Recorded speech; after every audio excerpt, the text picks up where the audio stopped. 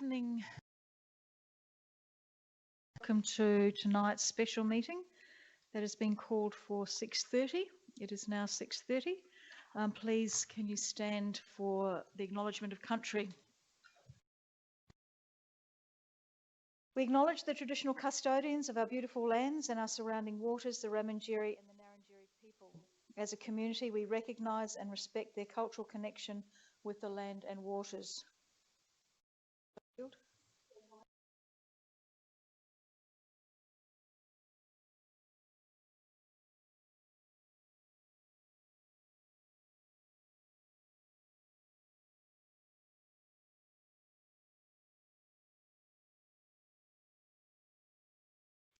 gratefully acknowledge the men and women of the Navy, Army and Air Force who made the supreme sacrifice in the preservation of Australia's freedom and democracy. We also proclaim our gratitude to those who returned to us. Thank you. Please be seated. We do have an apology from Councillor Glasbrook tonight. And we have one, oh, I beg your pardon. Sorry, we don't. Thank you, Councillor Glasbrook. You're not late, we're just about to start. The first recommendation on the... Can I ask a question, please, Mayor? Before we start? Before we start, yep.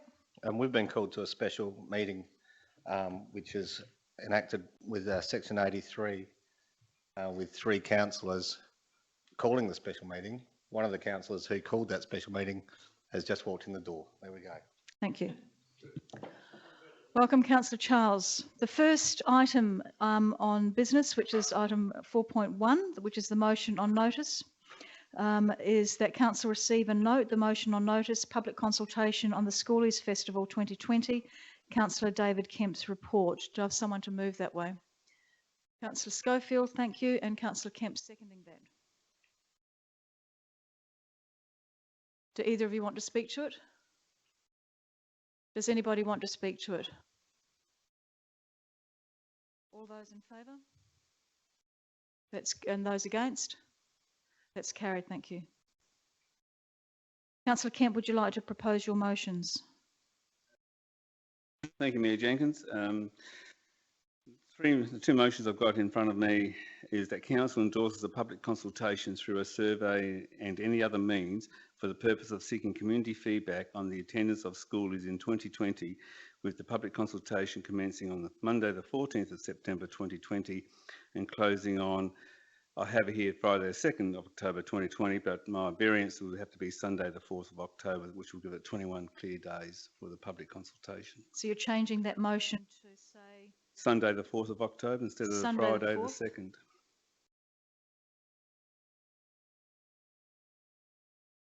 And your second recommendation? Or you do one first? Yeah, I think we should discuss each one separately. Thank you, Mayor. So you're moving that way, Councillor Kemp. Is there a seconder for this? Councillor Robertson? Councillor Kemp, do you want to speak to your motion? Thank you, Mayor Jenkins. I see there's 2 key issues in front of us. One is about decision making, which is now in the hands of the state government and the SA Health, Police, etc. And they'll make the decisions about how schoolies will evolve in Victor Harbor in 2020. The second issue, what this meeting is called for, is to seek feedback from our community through a public consultation process, which is the only venue we have available to us. And the reasons why I want this is because the Schoolies Festival event was scheduled to take place from Friday the 20th of November to Sunday the 22nd of November 2020 on Warland Reserve and Soldiers Memorial Gardens, while also utilising a component of the Esplanade car park and council-owned roads adjacent to Warland Reserve. The event attracts up to 5,000 official school leavers, and it's estimated that the weekend attracts a total of 10,000 people to Victor Harbor, with a number gathering around the streets of Victor Harbor during the festival. Encounter Youth enlists over 500 volunteers annually to provide a range of event-related services that support the organisation's strategic objectives, enabling a safe event. The volunteer group, more commonly known as the Green Team, engage with youth prior to and during the event to encourage alternative behaviour of choice while also providing numerous operational support functions such as cleaning, amenities and litter control. COVID-19 has been declared a public health emergency by the South Australian Government. Both federal and state governments have put a range of measures into place to slow the spread of COVID-19. The City of Victor Harbor is acutely aware that we have a vulnerable community, and that is supported through various governments, especially at federal level, where they say the community of Victor Harbor is the most vulnerable to COVID-19 due to our demographics of our elderly population down here. To protect our residents, it's important that we all do everything we can to minimise or support the spread of COVID-19. We also strongly encourage our community to follow the most recent advice in relation to social distancing. People aged over 70 years old should stay home and self-isolate for their own protection. This also applies to people over 60 with a chronic illness and Indigenous people over 50. These groups should limit contact with others as much as possible if they travel outside. There's been a growing concern amongst some members of our community about the potential increases of visitors to Victor Harbor through the Schoolies Festival. Council administration are working alongside with government authorities, SA Health, SA Police, as well as Encounter Youth to decide how Schoolies will work in 2020 or cancel the total event. The Australian Government with the State Government are in constant communication on how to respond to COVID-19 and ensure the health, welfare and safety of our community. We all have a responsibility to stop the spread of COVID-19 and protect our community. This public consultation is really to hear from our community on the attendance of schoolies in 2020 in the environment of COVID-19 pandemic is the most appropriate and responsible action to take for our community. We have been elected by our community to represent them, and COVID-19 will impact on every resident or ratepayer in our community. Other events may only touch certain parts of our community. This is why I believe it's very important that this is about a public consultation process to get their feedback on how they feel, because they're the ones who will be affected, irrespective of whether it's a business, schools, whatever. So there are a number of major events around Australia that's been closed down and shut down because of can't control crowd gathering or social distancing. So again, why would Victor Harbor be any different? But that's why we need to get our community to respond. If our community responds in a small way, then they've spoken. If they respond in a large way, in a response, then we have a mandate. And that's what this next motion will be about, whether we go ahead with that one or not. But again, it's really about doing what our job is as elected member, is talking to our community and getting their feedback. Thank you. Thank you, Councillor Kemp. Councillor Robertson, do you want to speak? Yes, thank you, Mayor. Just to reiterate what Councillor Kemp said, the process is going on in the feedback of information to the decision makers in Adelaide is missing the element of hard data evidence from feedback from our community. And I think probably most of the people in this room have already received considerable feedback about the anxiety of the residents in relation to holding this event, but most importantly, that they don't feel, a lot of them really don't feel that they have been adequately listened to or consulted about the information that's being given back to Adelaide about what they would like to have happen. It's them that's going to be affected. So although it's late, we should have done it earlier, but still there's time within this proposal for it to be done so that we look as though we are a council that actively seeks out, listens to our ratepayers, our residents, on really, really important issues. This is not the rock and roll festival that affects just a few people. This is something that affects everyone. And that's why I support this, yep. Thank you, Councillor Robertson. Councillor Litterly, you'd like to speak. Thank you. I look at this in a way that, yes, it's acknowledged that the state government and the SA Health and SAPOL are doing a fantastic job at controlling COVID, the spread of, and getting actions in place and their response to various things like football crowds, who's allowed to move where, border controls, everything like that, has really hit the mark. It would be questionably, well, without question, I think, one of the strongest responses on a national, definitely on a national stage, probably global, in the way that the team that's been charged with controlling the spread of COVID in our communities has been played out. So I don't see my fellow councillors here questioning that. What I do see though is councillors who have called this special meeting tonight questioning the process of communication, the other arm of that beast, the thing that makes that all work. I can't see how on earth we can question the level of community consultation across the state, out to other jurisdictions that we have to work, that the state government is working with and these bodies are working with, to local government bodies such as our own, and right through to our ratepayers and the public in general. I can't see how you can question the effectiveness of that communication strategy when we have the results at the end of the line of such a very strong spread. This is a slick operation. Every move that our SA Health experts, SAPOL, and the teams that back them up, that are putting it out, it's very, very slick, and the message is out there. That's why we're successful. So to hear councillors say, you know, I want the hard data evidence, people don't feel that they have been listened to. Well, how many people don't feel? A lot is not a number. A lot is not our community. I understand the need for public consultation. I work in that field, I get that, absolutely. But for us to question such a successful operation which has so many arms to it, it is the health response and it is the communication of that response as well. I think that's the, you know, it's pointless. Yes, we'd like to make sure that our community feels that they're being listened to. I'm sure they do, because they're being protected by a very slick operation. And that message gets right across communities. It gets out into remote Indigenous communities. That's how good that communication skill is. You know, we need to keep our cows in our own paddock. We need to do what we're good at. Let the experts do it. They are running a really slick operation. Having mixed messages from outside of that, from different organisations, is only going to unsettle that. I'm sure that they're working in our best interests, and they're working in the best interests of all South Australians and all our ratepayers. Thank you, Councillor Little. Councillor Henderson. Thank you, Mayor.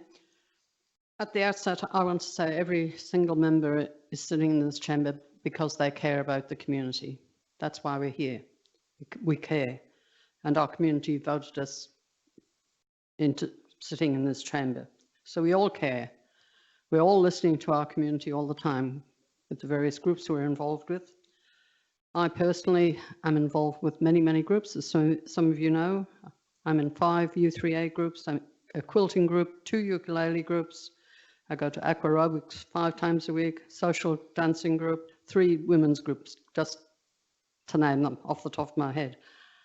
On average, I'm probably talking and mixing with up to 200 people per week in our community. And I'm talking to these people, they're talking to me. And the only feedback I've had, the only concern I've had about schoolies is that it might possibly revert to what it was before Encounter Youth got involved, and it became a very streamlined, organised event.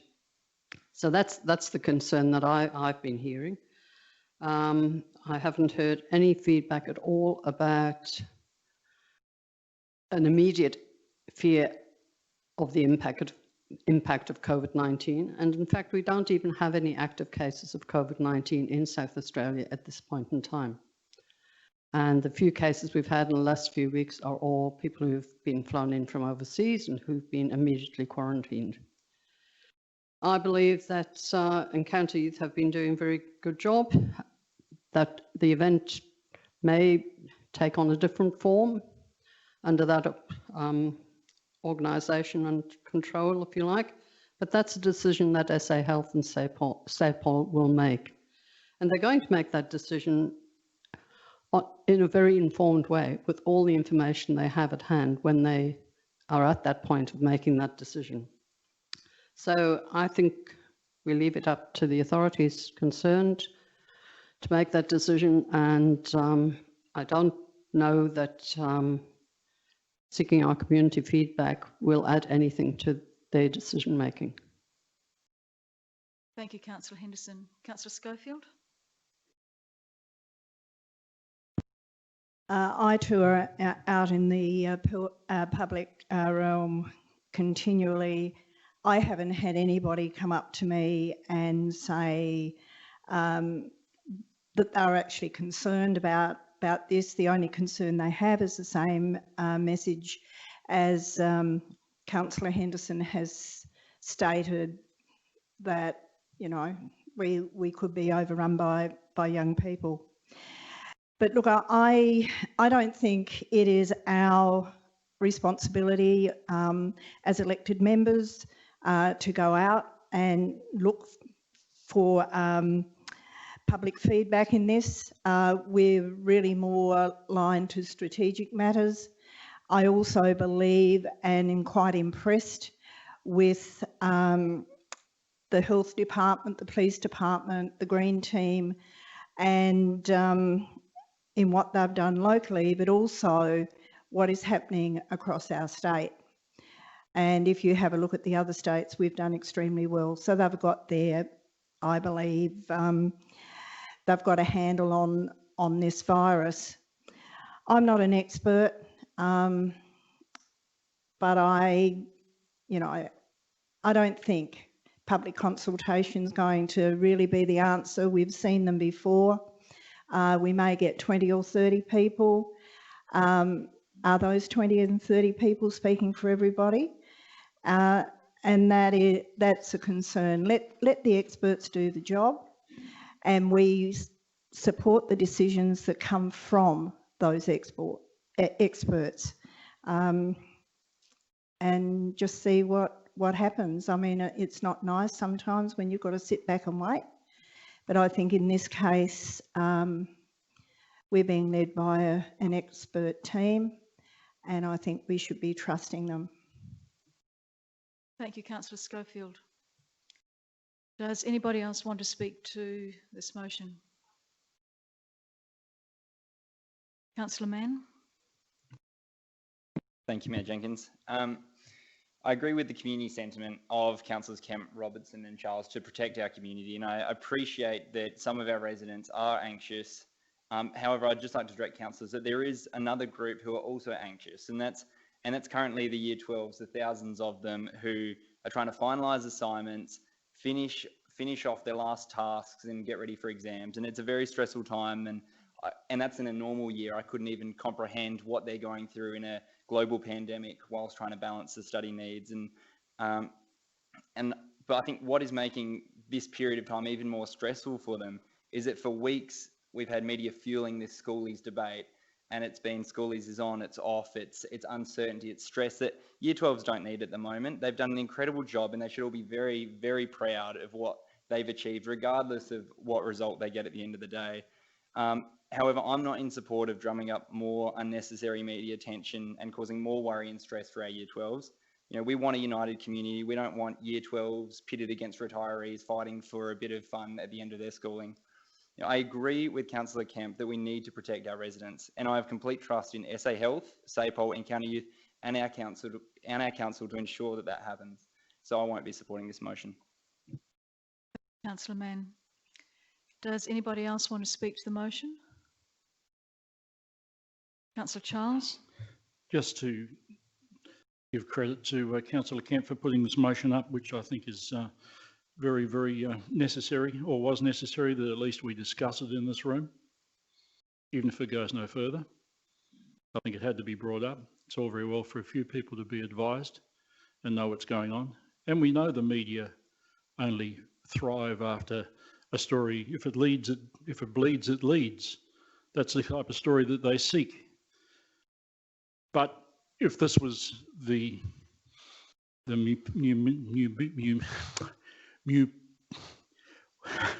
That's a funny word to use. The municipality of Gawler, perhaps, I think they'd be having the same discussion up there if that's where the schoolies were heading. And I think we have a responsibility to at least consider it. We've done it here tonight. The vote will be the vote, as I said with my email, but at least there's been the opportunity to consider the fact that I think the community needs to be drawn in with this one. And I'll kind of just leave it at that. Thank you. Thank you, Councillor Charles. Does anybody else want to speak? Councillor Hales, I think you're the only one that hasn't spoken, if you'd like to. Thanks, Mayor Jenkins. Oh, sorry, Councillor Glasbrook. Yeah, I, like many of my fellow councillors, won't be supporting this motion this evening. I think I totally understand what I read as the intent behind it in terms of there are these anxieties out there, but I don't think that this motion does anything to bring the required peace to our community that it seeks to do in terms of letting out that emotion. I think that to go out and ask a question for which we can't provide the answer for is entirely unproductive, and it does encourage, I guess, the letting of that anxiety and the fueling of it, which isn't a productive exercise to spark those emotions. It is natural to want to take action when things are uncertain. We all want to, as humans, fix the problem, solve the problem. People come to us with problems and we want to jump in there and help. But unfortunately, in this particular case, our role in the system isn't to fix or solve the problem. I think the best role that a councillor can play in this particular situation is to provide that one-on-one human support to those people who are sharing their anxieties with us, to be there for them, to talk with them about it, and to allow that human connection. Because in the system, we know as councillors, as we sit in this room, whether we say yay or nay, that's not going to affect the decision of schoolies to come to our community or not. But we can provide that comfort and support to the individuals in our community that are worried about it. So I think we should do exactly that and allow the processes that are in place with SAPOL, SA Health to carry out their course and just be there for our community in the ways in which we can. Thank you, Councillor Hales. Councillor Glasbrook, did you want to say anything? No? I might say a few words before we go back to Councillor Kemp to close the debate. I think, you know, this has been brought with the best of intentions for our community, but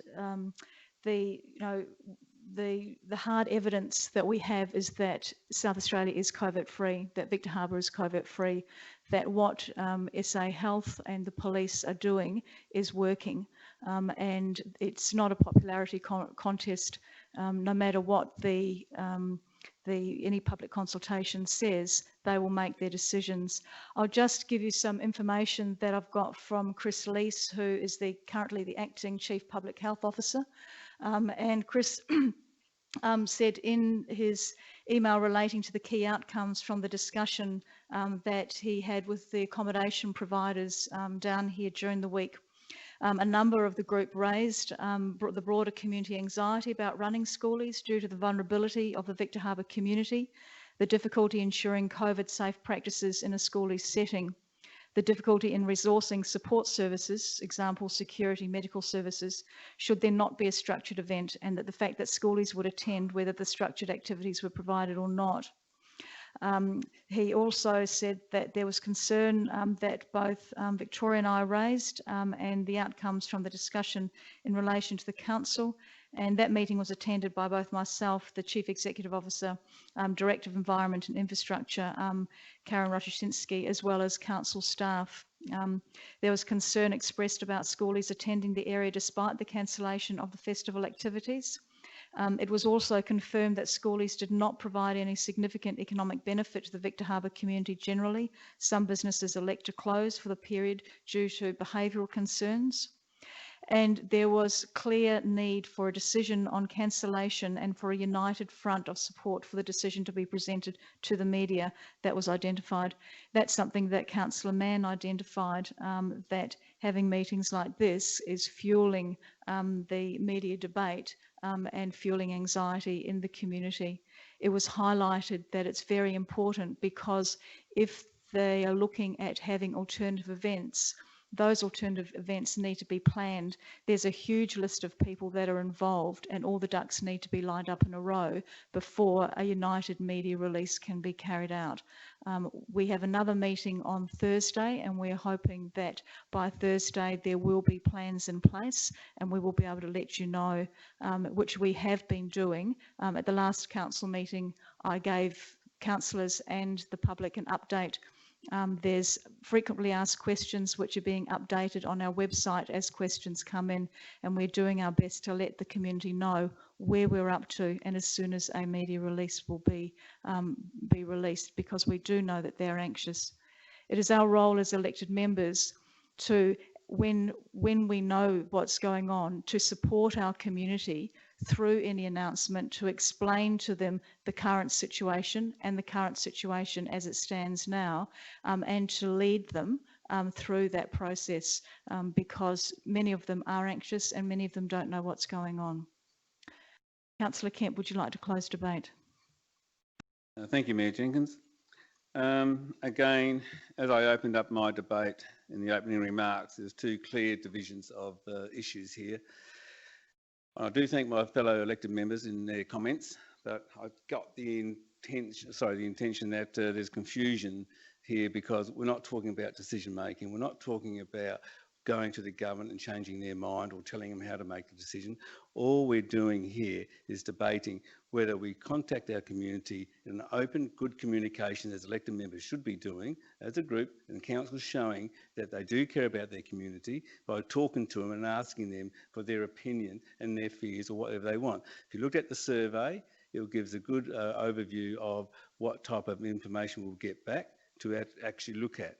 And there isn't a question there that would they support schoolies if, you know, there are certain measures put in place to alleviate those fears. So the survey is quite dynamic in that respect.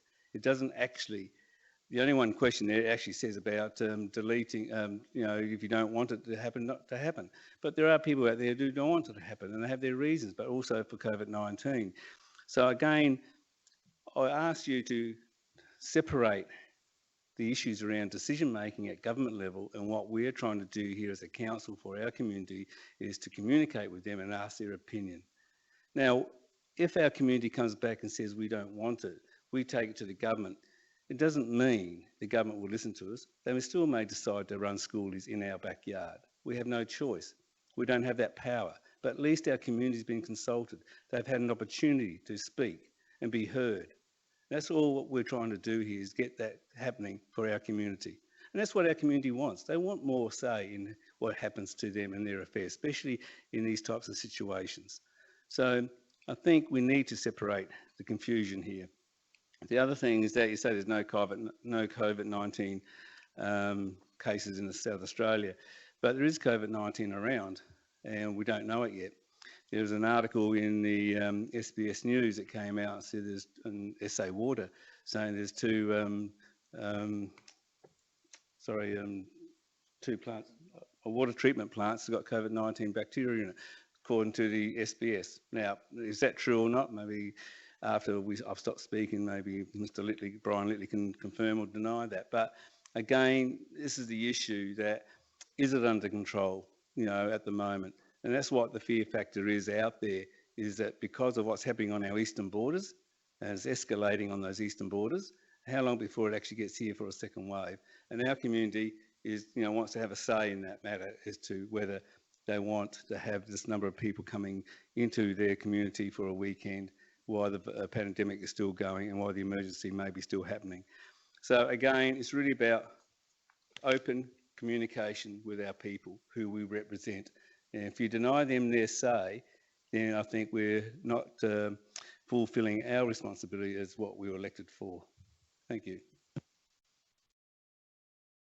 Thank you. And I put that to the vote. All those in favour? Those against? That vote is lost. There is an alternative recommendation. I'm sorry, I've called a division. Certainly. All those in favour? Councillor Charles?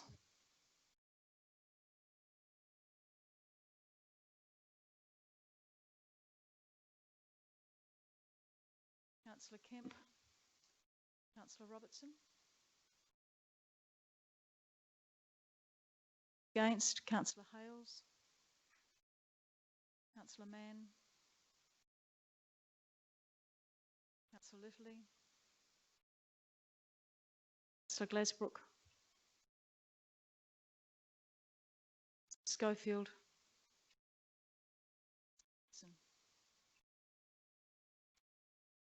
There is an alternative motion. Oh, that motion is lost. There is an alternative motion that Council continues to work closely and liaise with SA Health, SAPOL and Encounter Youth to ensure that any schoolies events are carried out in line with SA Health advice relating to COVID restrictions and the advice of SAPOL in maintaining the safety and wellbeing of the Victor Harbor and South Australian community. Moving that way, Councillor Henderson, thank you very much, and Councillor Littley seconding that. Councillor Henderson, do you want to speak to that? Thank you, Mayor. Only to say I think this alternative recommendation is the correct way to proceed. And yes, it's what we're doing already, and we need to carry on in this direction. It's the proper manner to handle this. Thank you, Councillor Henderson. Councillor Littley? Yeah, I support that, and I'd just like to say that, you know, the working with the SA Health, SAPOL and Encounter Youth and the like, with that comes those good communication strategies, which I'm sure can continue to go, and we won't have misreporting of COVID in wastewater in Angaston and Bolivar. They're not live cases of COVID. There are trace elements of COVID that can be found in that, and that's a way of showing that it has been in those areas.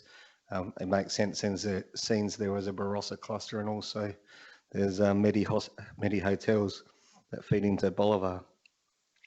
Yeah, so I support this. I think that our authorities, SA Health and SAPOL, are doing a great job on both getting a handle on COVID and controlling that from a health perspective, and also the communication strategies that they have in place that is getting the messages out there, and that's a big part of the success of this of their approach to handling COVID. If you can't tell people what to do, and you don't tell people how to act, and you don't get that message through, you don't have success. That's exactly what's happened over the border. Thank you, Councillor Littley. Does anybody want to speak to this? Councillor Robertson? Yes, thank you, Mayor. I think it's unfortunate that this motion here doesn't include a community consultation. The attachment D to this report is got all sorts of stuff like, yeah, we're going to consult the community, but how? No, there's no survey being done or anything like that. I come back to what was said previously, that the confusion here is that we're not questioning all of the processes that are in place to make decisions about this huge response to COVID. We think it's great. It's working well. We wish it well. Fly with it. Do whatever we can to assist it. We're talking about a different group of people. What everyone in this room is focusing on is, this is SAPOL and SA Health, and we're working with them and we're questioning what they're doing. No, that's in someone else's head. What we're highlighting here is that you need to consult your community. You need to really do that. Councillor Robertson, I'd remind you to speak to the motion that is on the table, and this please. is what I see as attachment D to this report, has got no serious proposals in there for... Sorry, point of order. Sorry, just to clarify, Councillor Robertson, attachment D was actually in relation to Councillor Kemp's motion. If it was supported, then attachment D would be the community engagement strategy we would encourage the chamber to adopt in relation to Councillor Kemp's motion.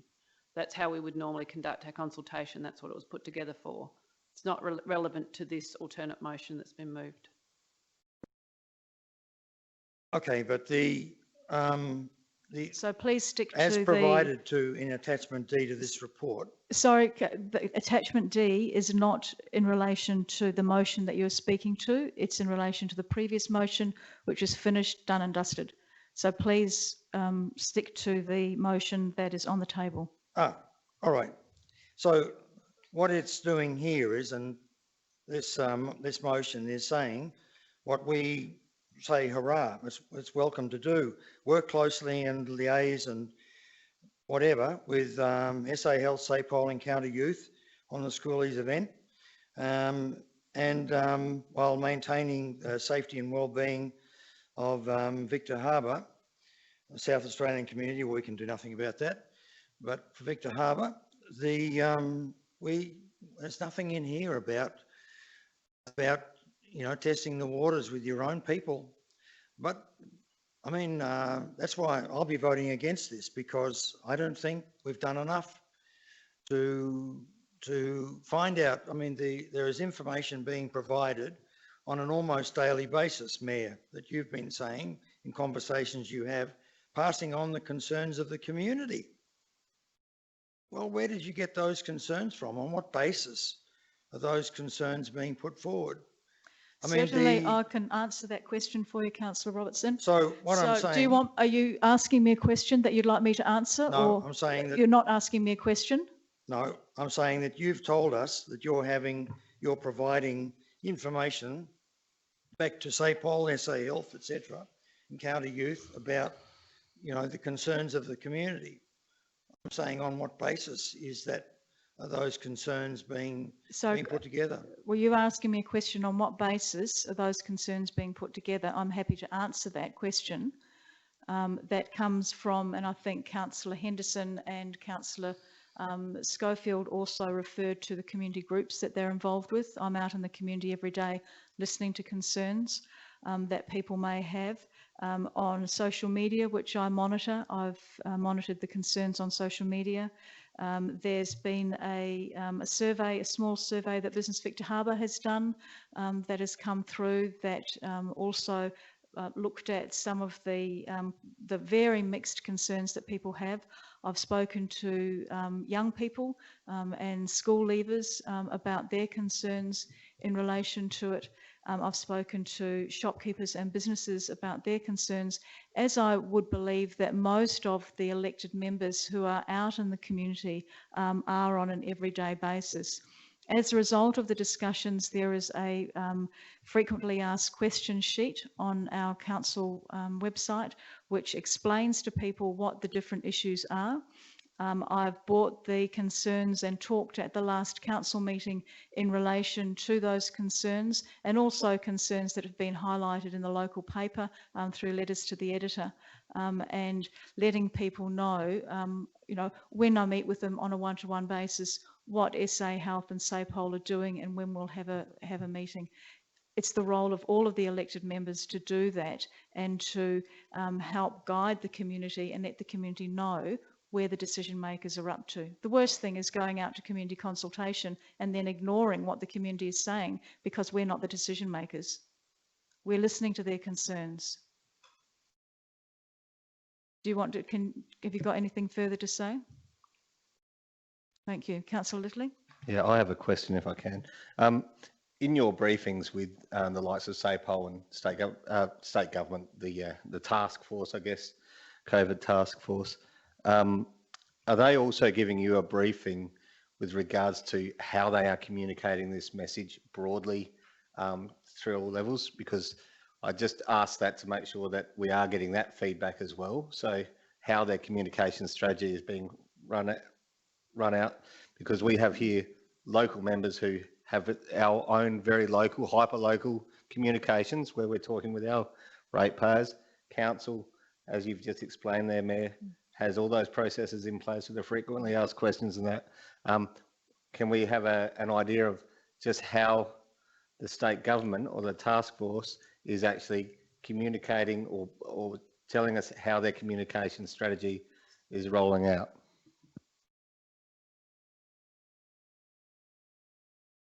Through the Mayor, At this stage, the task force is actually collating lots of information. So they are speaking with the schools through the education department. They're obviously SA Health have been meeting with Encounter Youth to ascertain and understand the complexities and the logistics of the event. They've been obviously meeting with SAPOL, who are heavily involved with the event. They have also, SA Health have been down and met with the accommodation providers who provide accommodation. They are very much in that collection phase of information to then be able to, and which we talk about that unified approach, engaging with councils, that when they do make a final decision, that there is all the channels of communication are incorporated into how they share that information. So very much it's a collection phase. They're wanting to talk to all the affected key stakeholders first to ascertain. And as you can appreciate, the restrictions and directions are changing on a weekly basis. So obviously numbers of gatherings and other events are changing. They have been trying to wait to be in a position so they can actually make a clear determination, and they've made it very clear if those, if the environment changes, and which it can do, they are going to be very swift as to how those directions and restrictions change also.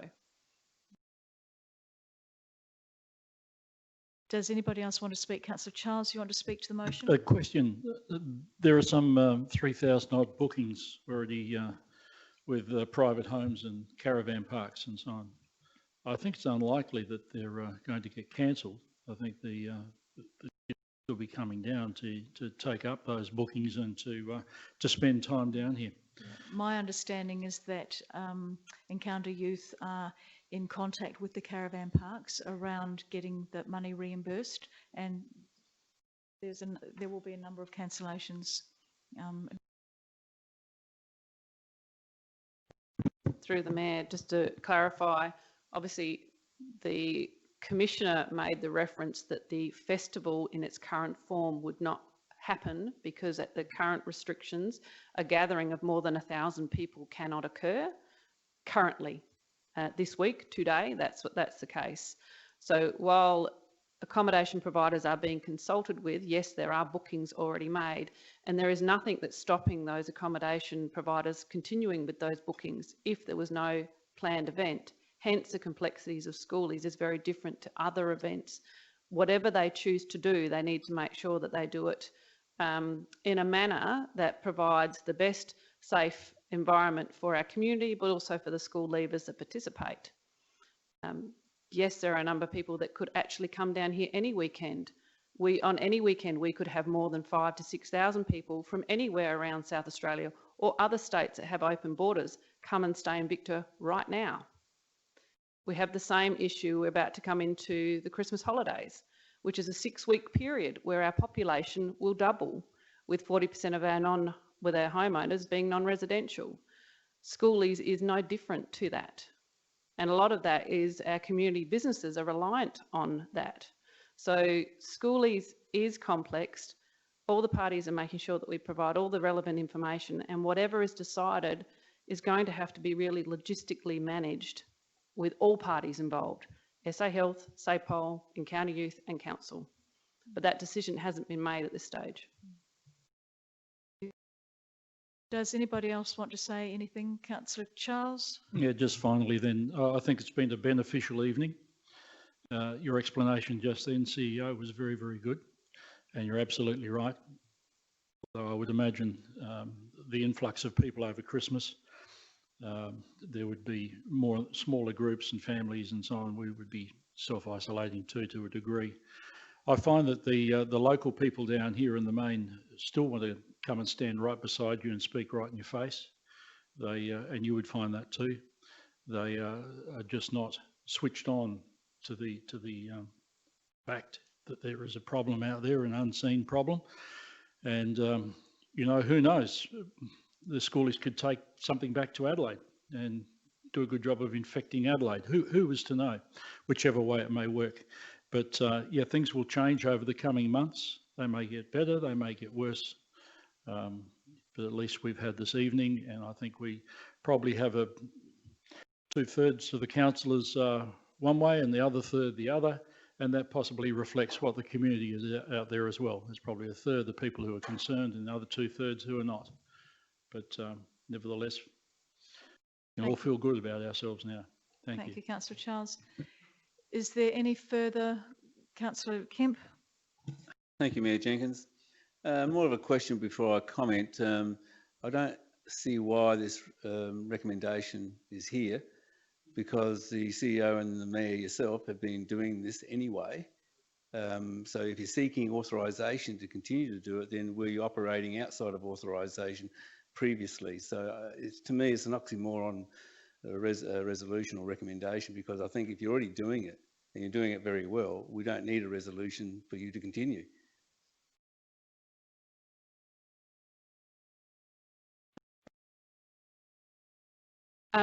Through the Mayor, you're correct. You don't have to resolve this way. I have full delegation to continue on in those negotiations. I guess the purpose of it was just to reaffirm and have support from the chamber that I was doing the right thing. And I guess that was my initial concern with the calling of this meeting, which I did express to members and to yourself, is that I was concerned it may draw a light upon the council as if we aren't listening to the community and we aren't working collectively together as an elected body and an administration to make sure that we're hearing and feeding through those concerns of our community, which is what I have been doing and will continue to do, and the Mayor has been doing. And so yes, you're correct, you don't have to, but there's no problem with reaffirming it. I'll just echo that sentiment. I think it's important, given the previous motion, that perhaps sent a message to the community that we are not listening to them, that we reaffirm that we absolutely are listening to them and we have got their best interests at heart and are following the advice relating to schoolies from the experts who are able to give us that advice. Are there any further questions or any comments? Councillor Henderson, do you want to close the debate? In that case, then, all those in favour? Those against? That's unanimously passed. Thank you very much. Good night, everyone, and thank you very much for coming at such short notice. The meeting's closed at 7:15.